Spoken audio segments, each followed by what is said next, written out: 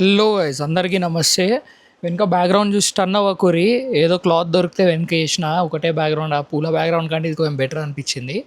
Sorry guys, చాలా late అయిపోయింది movie review ఇచ్చేసరికి. ఒకటేసారి 2 సినిమాలు రిలీజ్ అవ్వడం వల్ల నాకు ఈ ప్రాబ్లం అయింది. సో నెక్స్ట్ టైం నుంచి as soon as possible review చేయడానికి ట్రై చేస్తా. మూవీ విషయానికి వచ్చేసరికి మన ఆడియన్స్కి ఏమైందో అర్థం అవ్వట్లేదు. నేను పొద్దున్న నుంచి చాలా రివ్యూస్ చూసిన, ప్రతి ఒక్కరు డిసప్పాయింట్ అయిన, మూవీ బాగాలేదు, అసలు వరస్ట్ ఉంది అనేసి అంటారు.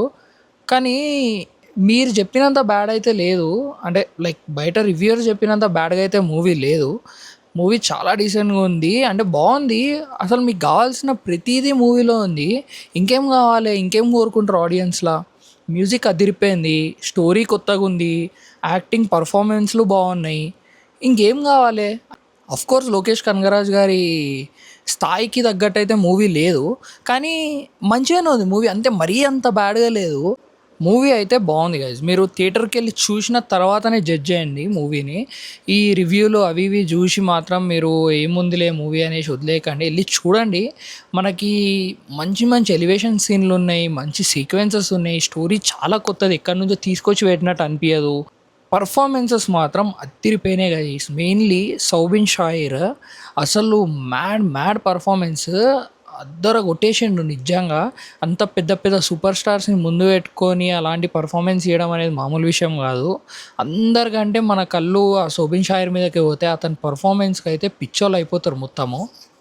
నాకైతే మూవీ నచ్చింది గైజ్. అంటే మరీ తోపు తురుంలా లేదు, మూవీ మాత్రం బాగుంది. అంటే మీరు ఏం ఎక్స్పెక్టేషన్స్ లేకుండా వెళ్తే మాత్రం చాలా ఎంజాయ్ చేస్తారు.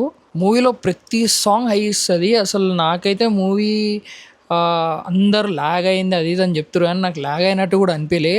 కొన్ని పార్ట్స్ నాకు నచ్చలేదు. లైక్ ఇప్పుడు శృతి హాసన్ గారి వాయిస్, బ్యాక్గ్రౌండ్ వాయిస్ నాకు అస్సలు నచ్చలేదు. ఏమో పాత సినిమాలో ఆవిడ చేసిన వేరే సినిమాస్తో కంపేర్ చేస్తే ఈ సినిమాలో ఆవిడ వాయిస్ చాలా వెరైటీగా అనిపించింది. అది కొంచెం ఆడ్ ఫీలింగ్ వచ్చింది నాకు మూవీ మొత్తంలో. మిగతా పర్ఫార్మెన్స్ మాత్రం చాలా బాగా ఇచ్చింది ఆమె కూడా. బ్యాక్గ్రౌండ్ స్కోర్ మాత్రం అసలు అనిరుద్ చింపి పడదెబ్బిండు, అసలు మామూలుగా లేదు, అద్దిరిపోయింది. మూవీ మాత్రం ఒక్కసారి డెఫినెట్లీ చూడవచ్చు, మంచిగా హ్యాపీగా ఎంజాయ్ చేయొచ్చు మూవీ. అసలు రజనీకాంత్ గారి స్క్రీన్ ప్రెజెన్స్ చూస్తేనే మనకి అద్దిరిపోతుంది, గూస్ బంప్స్ వచ్చేస్తాయి.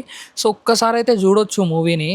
తమ్నెల్లో చూసినట్టయితే మూవీ ఎల్సీయూ అయితే కాదు, ప్రాబబ్లీ కూలీ 2 కూడా ఉండొచ్చు. అంటే లాస్ట్ ఎండింగ్ అట్లా ఇచ్చారు. నాకు తెలిసినంత వరకు అయితే కూలీ 2 ఉంటుంది అనుకుంటున్నా.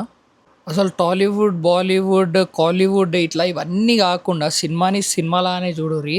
ఎక్కడ చేసినా, ఏ ఇండస్ట్రీలో చేసినా మనకు సినిమా నచ్చాలి, యాజ్ ఎ ఆడియన్స్గా మనం ఇంప్రెస్ అవ్వాలి, మనం ఎంటర్టైన్ అవ్వాలి, మనం ఇచ్చిన పైసలకి పైసా వసూలు అనిపించాలి. అంతేగాని వార్ టైప్ సిచ్యువేషన్ క్రియేట్ చేసి కావాలని మూవీ మంచిగా ఉన్నా బాలే అని చెప్పడం నాకు నచ్చలేదు. నాకు చాలా రివ్యూవర్స్ చూసిన, నేను మార్నింగ్ నుంచి చాలా రివ్యూస్ చూసిన యాక్చువల్లీ, అసలు బాలే అని చెప్పారు. నాకు అంత చెత్తగా అయితే అనిపించలే మూవీ. హానెస్ట్లీ మంచిగా ఉంది మూవీ, ఒకసారి చూడొచ్చు. ఎక్స్పెక్టేషన్స్ లేకుండా పోతే మాత్రం మీకు మంచి ఎంటర్టైన్మెంట్ దొరుకుతుంది. మంచి మీరు లోకేష్ కనగరాజ్ గారి పాత మూవీస్ చూసి ఎక్స్పెక్ట్ చేసుకుంటూ పోతే మాత్రం కొంచెం డిసప్పాయింట్ అవుతారు, అంటే ఆ స్థాయికి తగ్గట్టు లేదని చెప్పేసి. కానీ మూవీ మాత్రం బాగుంది. సో కూలీ మూవీకి నేను ఇచ్చే రేటింగ్ వచ్చేసి 3.5. సో ఇంకా నెక్స్ట్ వీడియోస్లో కలుద్దాం. టడా బాబాయ్. అయిపోయి